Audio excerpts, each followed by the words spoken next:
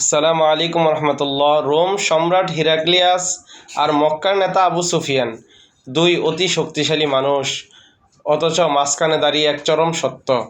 সহিহ বুখারীর 7 নম্বর হাদিস। সম্রাট হিরাক্লিয়াস তখন জেরুজালেমে। নবী সাল্লাল্লাহু আলাইহি সাল্লামের চিঠি পেয়ে তিনি আবু সুফিয়ানকে ডেকে পাঠালেন। শুরু হলো এক ঐতিহাসিক জিজ্ঞাসাবাদ। সম্রাট একে একে 11টি প্রশ্ন করলেন। তার বংশ কেমন?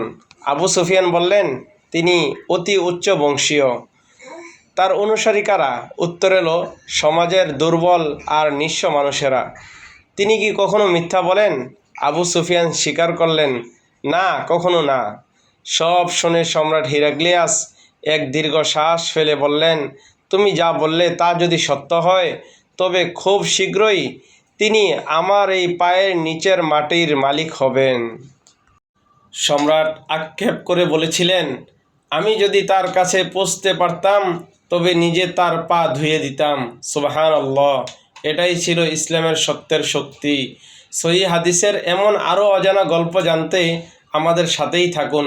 জাযাকাল্লাহ খায়র। বিস্তারিত জানতে সহিহ বুখারীর 7 নম্বর হাদিসটি আজই পড়ুন।